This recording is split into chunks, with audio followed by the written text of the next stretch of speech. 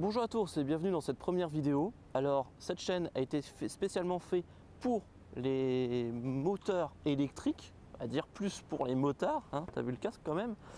Alors pour tous les amis motards qui souhaitent avoir un véhicule électrique, plutôt une moto électrique, puisque finalement avoir un véhicule électrique c'est surtout l'utilisation au quotidien, le trajet, travail, boulot, etc.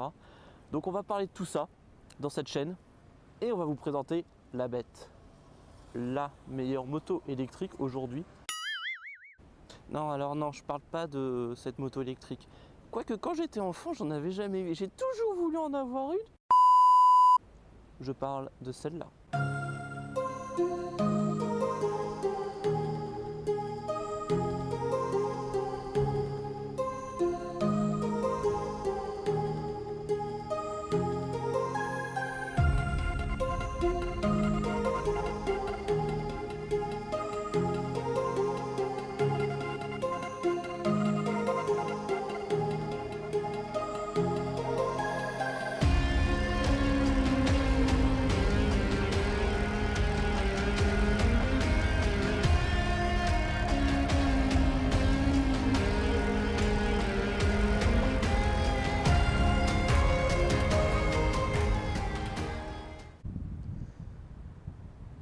Donc il s'agit d'une moto Zero Motorcycle 0S avec une batterie de 14,4 kW, les nouvelles batteries de 2018. Donc c'est un modèle 2018 en grise. On retrouve ici un charge tank, c'est une option que je l'ai prise. Pas d'embrayage. On retrouve depuis quelques années sur ce modèle donc, des très bons pneus, des Pirelli Diablo Rosso 2.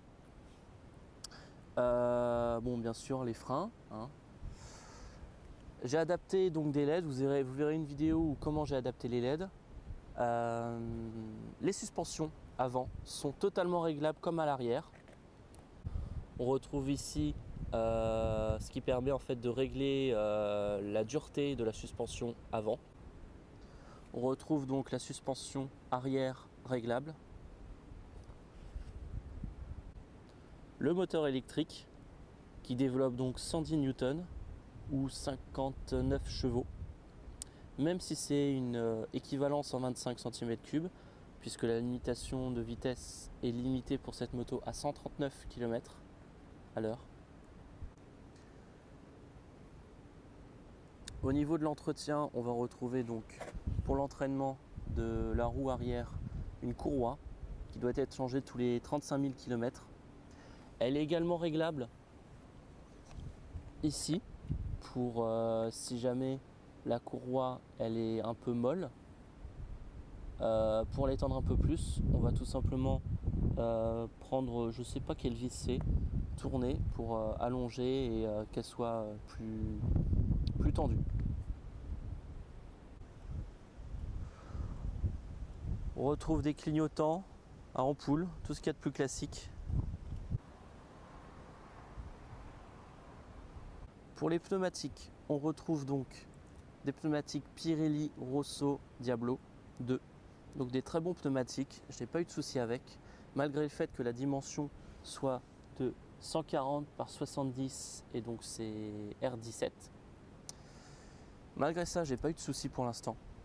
Mais on peut bien voir que la dimension du pneu n'est pas non plus large par rapport à des moteurs de ce type, on va dire très sport.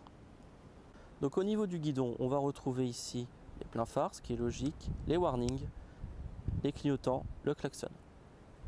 On va retrouver de l'autre côté le coupe-circuit, un bouton mode que je vais vous montrer juste après, l'accélération, le frein avant, le frein arrière se passe donc sur toujours pour les motos sur le côté droit de la jambe. On n'aura pas ici d'embrayage. Je démarre la moto. Il y a un petit check-up qui est très rapide. J'ai déjà entendu le clock, c'est-à-dire qu'en fait le fusible est activé. Donc la moto peut démarrer. Bien sûr, étant donné qu'il y a la béquille, elle ne peut pas démarrer. J'enlève la béquille et j'appuie sur ce bouton. La moto ne peut pas non plus démarrer. On va retrouver donc des informations générales, à savoir le pourcentage de la batterie restante, l'heure. La vitesse, 2300 km parcourus, c'est le kilométrage du véhicule. Range, c'est pour donc la consommation, l'autonomie pardon, restante, donc soit 75 km.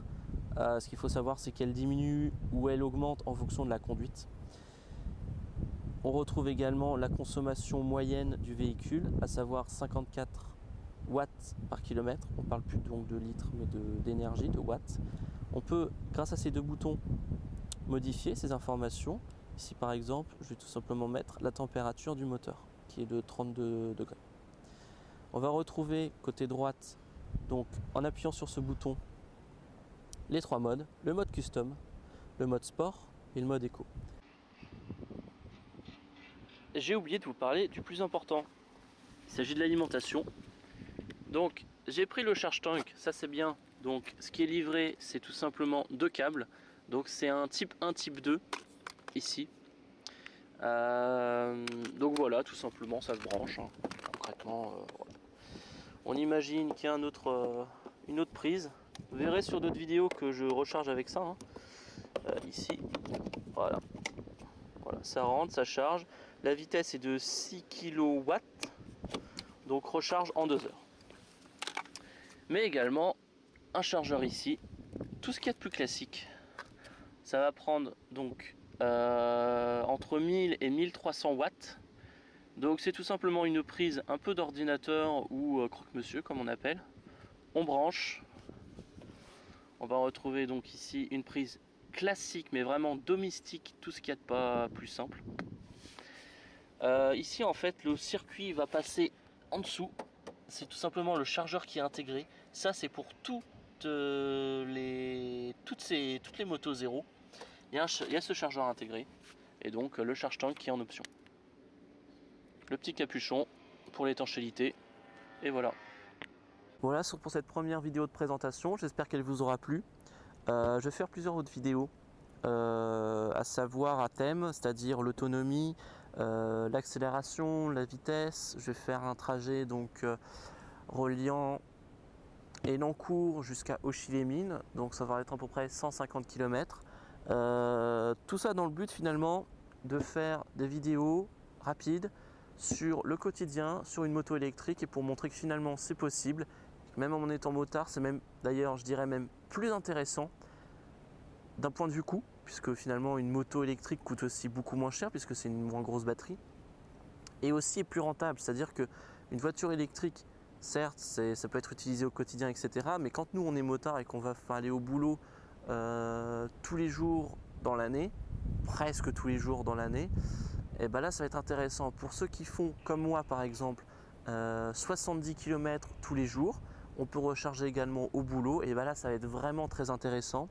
J'ai calculé et je peux vous dire avec certitude que j'ai rentabilisé cette moto au bout de 2 ans. Assurance incluse, puisque il faut savoir c'est que l'assurance ici me coûte presque rien puisque c'est une moto homologuée pour les 125 cm3. Elle est donc en mode tout risque à 32 €. Je ne vais pas vous citer l'assurance, mais c'est vraiment très intéressant.